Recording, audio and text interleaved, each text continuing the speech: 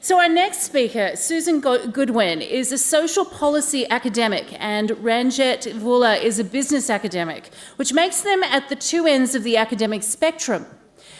In this presentation, Susan and Ranjit briefly debate the role of business and social policy in poverty alleviation and highlight the importance of collaboration between different fields to solve complex issues such as poverty. Please join me in welcoming Susan and Ranjit to the stage. Thank you.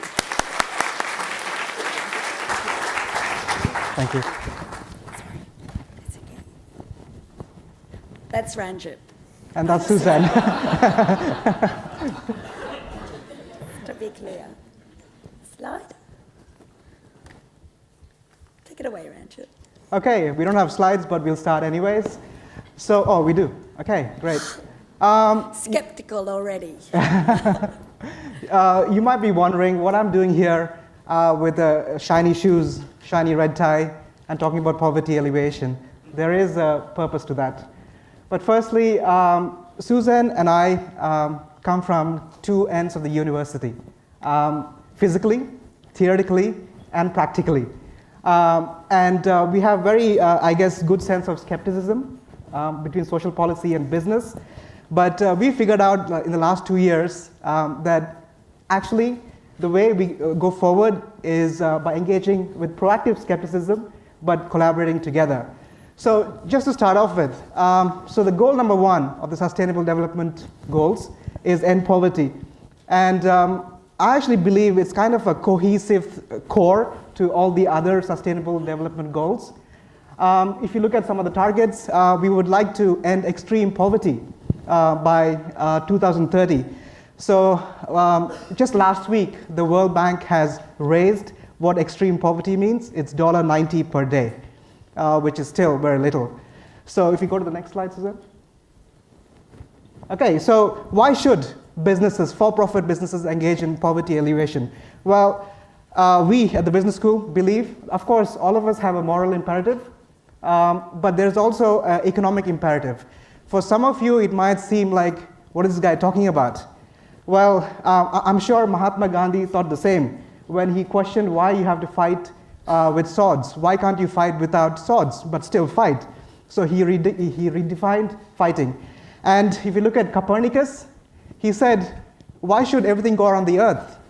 Maybe everything goes around the sun. Amazing insight at the time. He was put in jail for that. So what I'm trying to say is that counterintuitive arguments require people to stand up like yourself and question why. And of course, there's an economic imperative I'll talk about a little bit later. And expectations of governments and consumers are all changing. So if you look at the developed countries, you look at Australia, UK, the US, if you look at the aid policies, one of the dramatic changes has been how can we engage with poverty, with businesses to alleviate poverty. And not only developed countries, but developing too. The Prime Minister of India, Modi, he talks about technology and the private sector to alleviate poverty. And consumers, I think there's a kind of a shift. Previously, they said, businesses should not do evil. But I believe they're also saying businesses should not do evil, but also do good. So there is a definite shift to that. And the United Nations, the Sustainable Development Goals, does anybody know how much money it's going to take to actually implement all of this stuff? I don't even know how many numbers that is, but it's 4 trillion. Okay? So apparently, it's estimated that it requires $4 trillion to actually implement this stuff. The state is at the forefront doing this, but the private sector has to be involved. And the basic argument is complex issues such as poverty alleviation obviously requires greater collaboration. Next slide. Okay, so in business, we're not just talking theoretically. There are actually many models that are coming along. What's the population of the world? 7 billion. How many people live on less than $5 a day?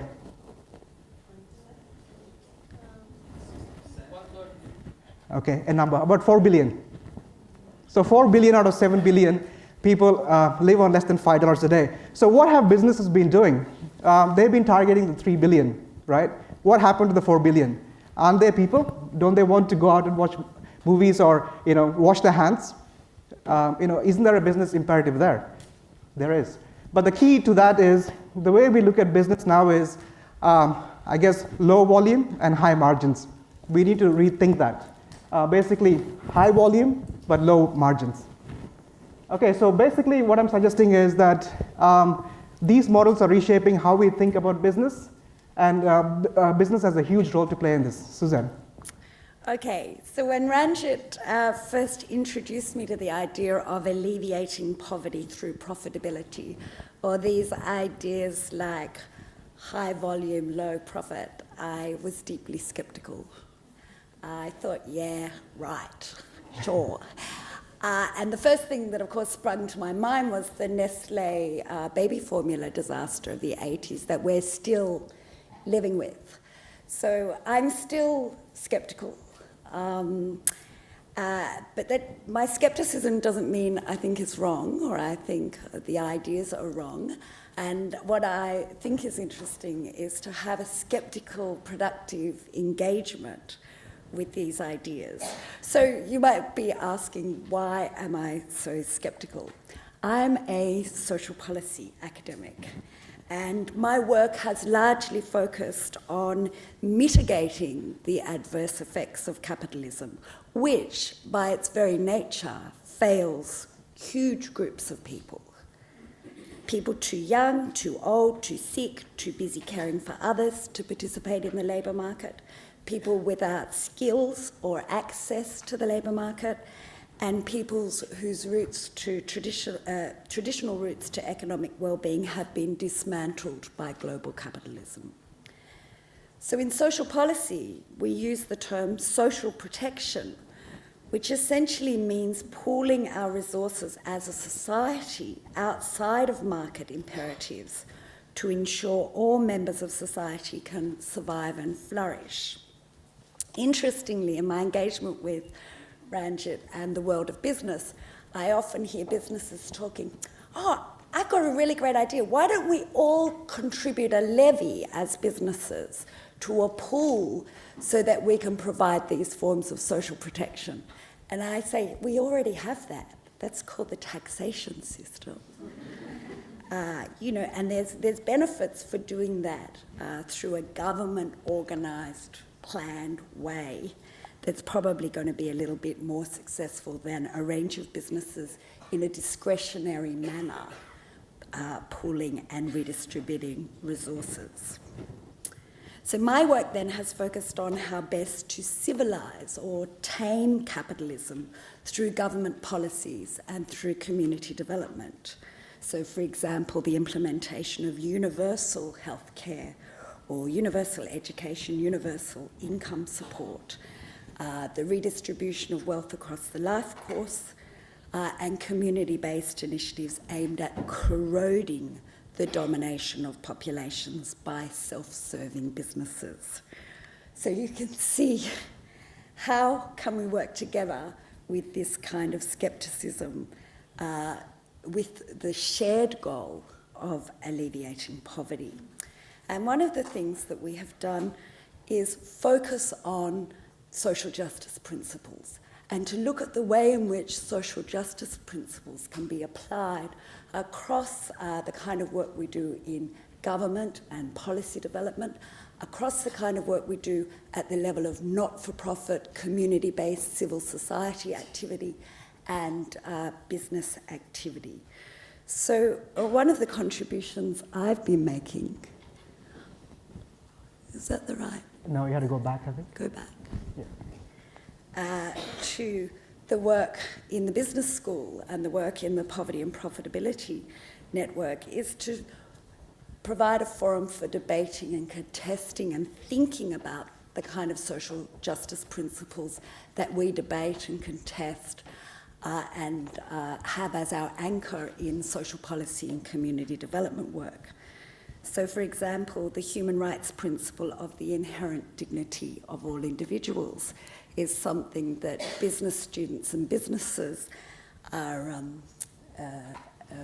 asked to think about and ask questions about what things should be for sale, what things shouldn't be for sale, what commodities debase or demean people, what commodities lift people's dignity up.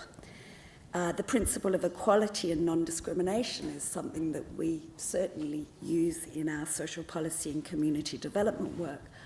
Similarly, businesses can ask if products and services for sale in these 4 billion markets increase or reduce social divisions. Do they undermine existing forms or existing equality strategies, such as the welfare state? The principle of participation and empowerment certainly is at the centre of the community development work that we do, and we encourage the democratisation of social policies. Do markets produce new dependencies that make people vulnerable to exploitation, or can they be geared towards the creation of empowered individuals, families and communities? And finally, can the private sector embrace the principle of sustainability?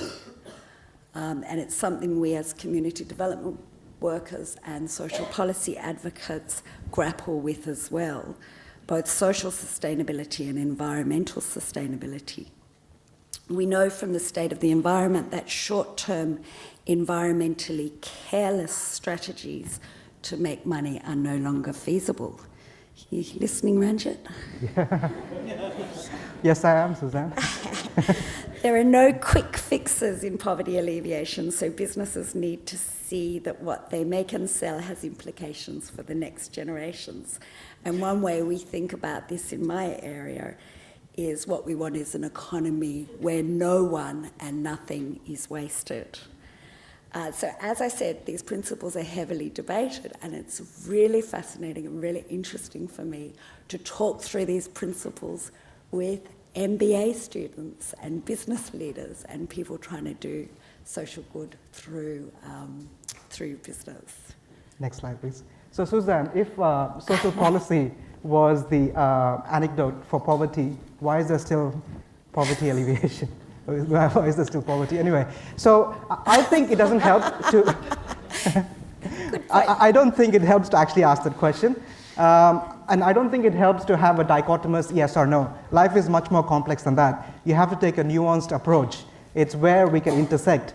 So I think it's much more important to look at ways we can actually collaborate together, because poverty is not a simple issue. It's a very complex issue. You can't just take one view and say that's it. It's a combination of all these views. And I think business can learn a lot from social policy about social justice, of course. So we are talking about vulnerable consumers, where sometimes the choices are you buy a skin whitening cream or you don't eat. So those are some of the choices they might face. There's a real life example in India. And to that end, we actually developed a new unit in the business school where we basically challenge people who are doing a master's in business to ask this question: where does your passion meet the world's greatest needs for a profit? So, sorry. So I think that's a really, let me repeat that because I think that's really core. Where does your passion meet the world's greatest needs, but making profit at the same time? I think that's a fundamental question. And I think it is now in 2015 we asked that question. Maybe previously that was not the case. And as a business academic, what have I learned from my own research? One of the important things that I've learned is that businesses look at poverty as income, money. But I think one of the greatest insights for me has been that poverty does not just mean income deprivation, but both capabilities and freedoms. So for example, when we're doing research in India, this lady who was doing microfinance did really great. She was a great entrepreneur, and she increased her goats from 5 to 15 or something like that. But then she had to go home and give that money to the husband who drank it. So the question here is, she might be income rich, but freedom poor. So we have to look at poverty in a much broader perspective. And the second thing is, and that's why I'm wearing a tie. So he always wears a tie. And I don't. I'm not that rich as an academic to buy a $300 watch, but my father gave it to me, so anyway. So the second thing I've learned is, as a business academic, I think I'm an expert, right? And one of the most transformational experiences for me when I'm actually interviewing this poor woman is I'm not. Okay? So what I'm wearing today is worth about $600, right? And if you kind of divide that by $5 a day, 4 billion, that's 120 days of wages, daily wages. So who am I? Who am I to tell them that's, you know what, I am going to come there because I studied a PhD or whatever, and I'm going to solve your problems. I don't think that's a really good approach. So I'm not the expert. And I think my research became much better when I understood, don't talk, just listen.